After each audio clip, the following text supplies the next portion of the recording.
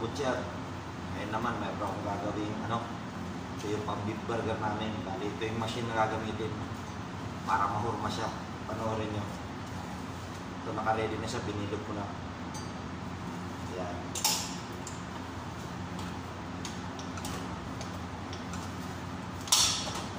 Bali, pag inipit siya sa ganyan ang itsura niya. Tapos ilalagay sa tray mga kabutcher. Pakita ko sa inyo yung ready to display na siya. Ganyan na siya mga kabutcher. Kailangan bilugin muna yung naka-marinated na giniling ng baka.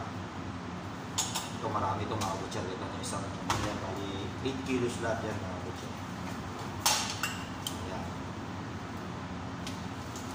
Ganyan lang kami maggawa dito ng burger.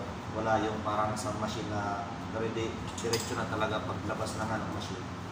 Burger na talaga siya. Sa amin, kami lang nag-ano dito. Mamarinate din yan. Yan ang ready to display na. Bali, beef burger yan, bali musiga. Yung baka niya. Nakita ko ulit, yung binilog na lalagay lang dito. Ito papel na gamit namin, nakahurma na rin siya. Hindi pala papel, plastic ito mga kabutcher. Bali, lalagay sa lalagyan muna sa ilalim ng isa. Malalagay itong nakabilog na burger. Tapos patungan ulit ng plastic na pang-burger. Yan. Bali, ganyan lang, ano lang mga kabutcher. Kaya medyo matrabaho rin. Pag maraming trabaho, kailangan medyo mabilis tayo. Kasi pag mabagal, hindi natin matatapos yung trabaho. Lalo pag patapos na yung oras, tapos na yung duty mga kabutcher, kaya kailangan mabilis ka. Yan.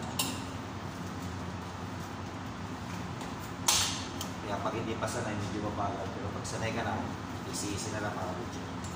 Ikaw kasi mag-ano dito, magmamalit. Ikaw mag-halo niyan mga kabutcher. May ingredients sila galing din Europe yung ito. Ikaw mag-halo dun sa gilingan. Paano magawa. May mga measurement lang. Kaya ganoon lang dito yung trabaho namin na butcher. Centralized. Yun ang sinasabi ko, centralized sa trabaho dito mga butcher yan.